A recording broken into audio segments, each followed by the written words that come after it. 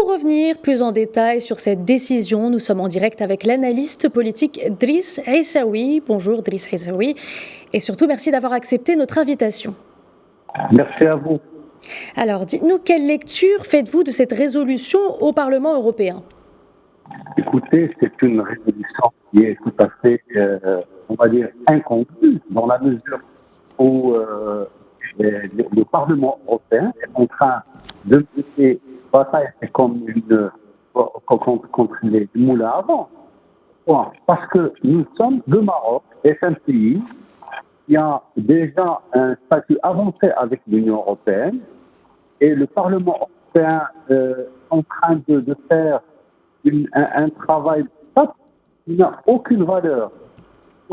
Parce qu'on est en train de parler de situations qui n'ont, d'ailleurs, vous l'avez passé, dont ce député européen a expliqué que le Maroc dispose d'une justice indépendante, dispose de tous les moyens de résoudre et surtout de parler de cette situation et de donner la situation de la rendre la plus intelligible possible.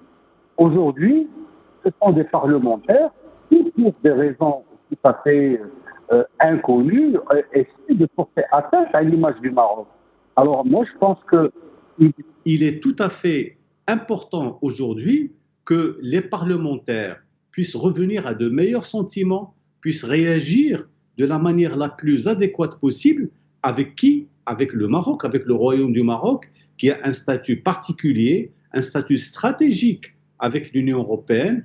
Je pense qu'à un moment donné, on ne peut pas continuer à traiter ce pays de cette manière, parce que c'est un pays qui a toutes les conditions pour être véritablement aux meilleurs standards internationaux en termes de droits de l'homme et à tous les niveaux. Aujourd'hui, on est en train de sortir des histoires qui n'ont aucune intelligence, qui n'ont aucun poids par rapport à la réalité des choses. Quels que soient les rapports que l'on peut, citer, on ne peut pas mettre en difficulté la réputation de ce pays, qui a quand même un pays qui a 12 siècles d'existence. Ce n'est pas rien. Et il faut respecter justement cette profondeur historique. Et de toutes les manières, le Maroc est un partenaire stratégique pour l'Union européenne. Alors, pour rebondir sur ce que vous nous dites, Driss Aissaoui, l'eurodéputé Thierry Mariani, que vous avez entendu comme nous, a rappelé l'importance de ce partenariat stratégique entre l'Union européenne et Rabat. Alors, selon vous, comment interpréter ce vote alors que le partenariat entre le Maroc et l'Union européenne ne cesse de se renforcer chaque année ? Écoutez, de toutes les manières, c'est une évolution qui est tout à fait objective. De la part du Maroc. Le Maroc est passé par toutes les étapes, disons, de l'aide technique entre l'Europe et le Maroc. Ensuite, on est aujourd'hui arrivé à un statut avancé, ce qui n'est pas rien, et qui donne, et le Maroc est aussi partenaire avec l'Union européenne à travers un certain nombre d'accords, l'accord agricole, l'accord sur la pêche, etc. Ce sont tous des accords qui permettent d'abord aux Européens, aux eurodéputés, de regarder de très près la politique de coopération qu'il y a avec ce pays. Donc on ne peut pas abandonner tout ça et venir dire « Ah, il y a un problème de droits de l'homme, il y a un problème de liberté d'expression ». On ne peut pas traiter les choses de cette manière. Et le Royaume du Maroc est un royaume tout à fait honnête, tout à fait, il est droit dans ses bottes en ce qui concerne ces affaires-là.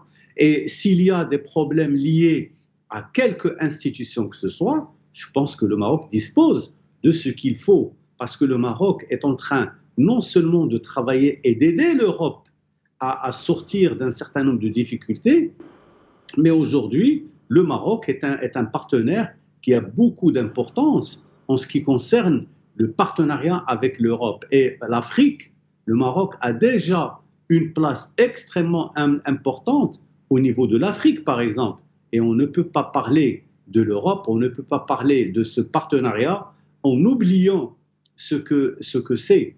Mais en fait, ce sont des situations qui, en fin de compte, nous mettent mal à l'aise Pourquoi? Parce que c'est des gens qui ont une mémoire très très courte. Et ceux qui viennent avec ces possibilités, avec ces problèmes-là, je pense qu'ils ont d'autres, disons, d'autres idées et d'autres motivations pour parler en mal de ce pays qui véritablement est en train de construire son avenir, de construire sa stratégie vis-à-vis de l'Europe avec le maximum d'intelligence. Merci infiniment, Monsieur Driss Aissaoui, pour ces éclairages. Je rappelle que vous êtes analyste politique.